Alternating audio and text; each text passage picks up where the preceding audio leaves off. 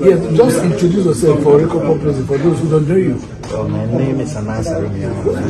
I'm an undercover journalist from Ghana, and I work with the BBC. Okay. I'm sure you are part of this.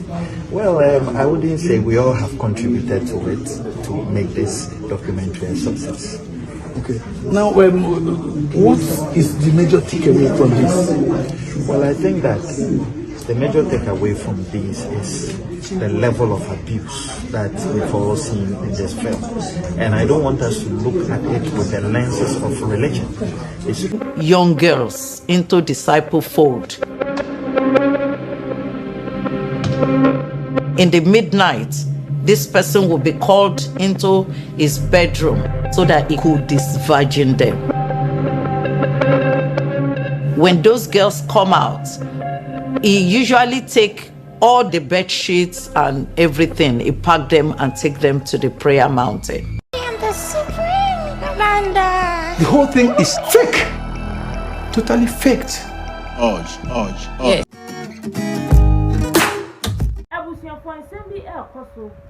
Social media no so ani nyina efa eye yakasa ye prophet onyankopon ato nsafre no eye prophet T.B Joshua ensembi ekoso efa ne ho even though on kati asefo hu bio wogu na nsusu no ensem abobo fi na kati eba ne de ehu ye papa ne nyina ne se yakasa ye nia be ma eye Aremeyaw wono woye investigative journalist wono na wetimi abomodin agada informations documentary chencherenche pan Ede after a year, Prophet T.B Joshua, and Minani said, what I say, Abraham Prophet T.B Joshua, at Tiasi, now in the Juma saying, Yami, Sofo, and Uncle, why Yam Juma, why also for one can say upon our Nigerian.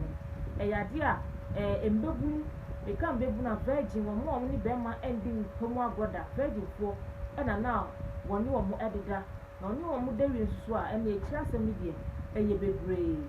Na emma bebre aye victim ma bebre anya trauma was hard here na papa na ni omo eye mo ene papa ni ho bio na su eye Aremeyaw habo modern eduedu mo as an investigative journalist it me abo modern gather information documentary the tiasa act no ebra na papa ni tiasa na wo ye no it me documentary they say we releasing the boom that social media no so emma wo muso aye victim bebre na aba bekasa se ampa nia kana se documentary agada no wo mu nyina victim je se ebusia nsam ne de aye pinso ye ni kan nkokoti ensem odi tu jaba BBC ene no aditwe nkoman interviews no wakasa de ntia after se papa ne wie no afei na wo de documentary no aba bontin after se papa ne ni ho bi no afei na wo mu ye case we de tia no we no asikire ne sen abra papa ne tia sen no mu ni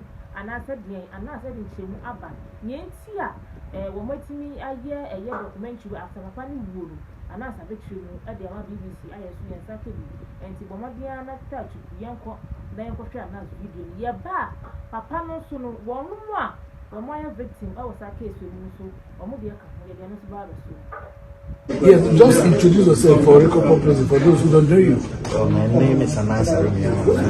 I'm an undercover journalist from Ghana, and I work with the BBC. Okay. I'm sure you are part of this. Well, I wouldn't say we all have contributed to it to make this documentary a success. Okay. Now, what is the major takeaway from this? Well, I think that the major takeaway from this is the level of abuse that we've all seen in this film. And I don't want us to look at it with the lenses of religion. It's a pure human rights abuse story, which all of us as journalists have been doing. And when you have a situation where girls have been raped, girls have been sexually abused, where there are manipulations of miracles and others, it's about time we say no to these things and we stand firm and say it as it is. Let people know what the real story is. A lot of people perceive this as an attack on the church. Well, I don't think it is, and I have emphasized that we are not here to talk about religion. We are here to talk about human rights abuses. We've done stories on human rights abuses all our lives as journalists. This is not any different from the stories we do. And I think that if there is something wrong, as journalists, we should have the courage, we should have the energy to be able to tell it as it is, if it's a human rights organization. So the man is dead now, and the documentary is out. Question a lot of people's minds out. What next? What do you think? What are your recommendations? The death of a person does not mean that the issue is dead. There are equally important and many victims who have suffered as a result of the man's atrocity. We talk about Hitler today. He's dead, but we talk about the atrocities and the human rights abuses that took place. We talk about a lot of leaders, dictatorial leaders who have committed crimes, and we still talk about them. So the death of a man does not extinguish the crime. We have to be bold as African journalists to tell it as it is. Once it affects people, have you thought about the trauma all these women are going through? Have you thought about the problems that these people are facing? How do we address the situation? There is government side of it where when the church broke down, nothing happened. As journalists, we should be asking the question, what was government supposed to do? Why is it that nobody was brought to book when clearly the building fell as a result of structural defects? So these are all issues we have to look at as journalists and ask the right questions to make sure that there is an answer to it. Thank you very much.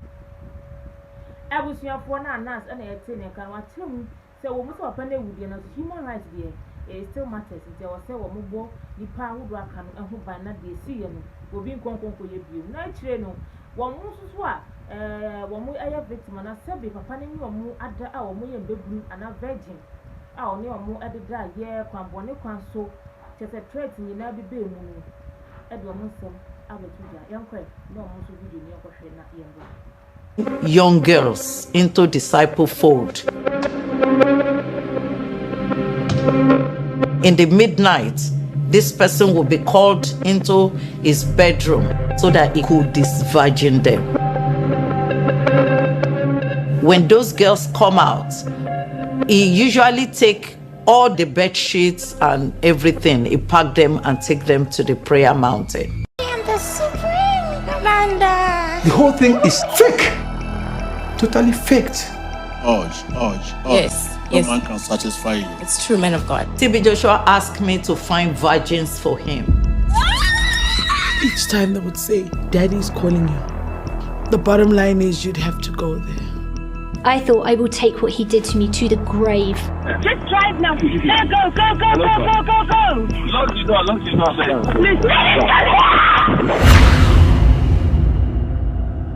Think me that you know I'm your father and I am delivering you.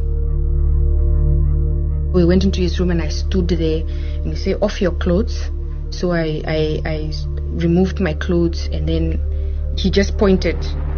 So I lied down and then he raped me. He broke my virginity. I was screaming and he was whispering in my ear that you should stop acting like a baby. Better shut up. You want to make noise? You want people to hear?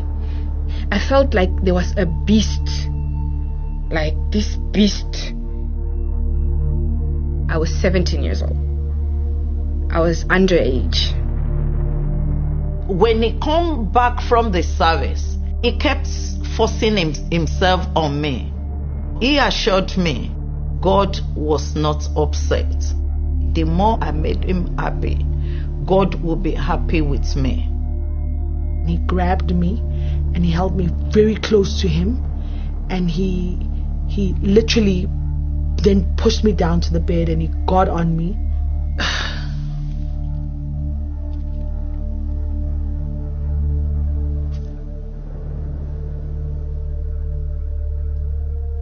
I was still so shocked. I was still bleeding. He spit on the floor and he held my hands and he looked straight into my eyes and said,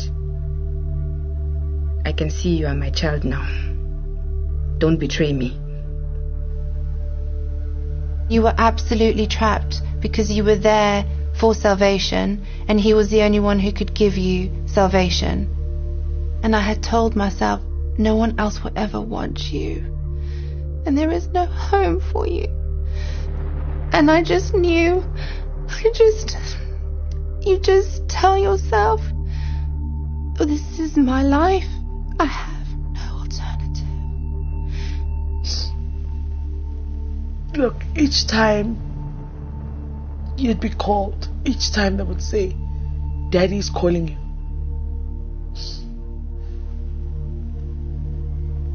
Hey man, the bottom line is you'd have to go there. You would have to just put your feelings aside and just go there. Abusiafo na akwakoye nsem pii weinu se wo begie dio se wo ngindio and the another said akwakoye nsem bi se nipa yi a yeye case etie no wu won tia se ko no be ni ho ano entino se e de etie bia no yesu ye de ababa so ndu so bo mo de na hwe bi na share video no obi so nye bi and like and subscribe we are now the comment at the comment section for e de amano aha aya Abunti TV bo mo de answer de bia da no ba hwe yen ni din e de ma yesu ko so de emphasis makam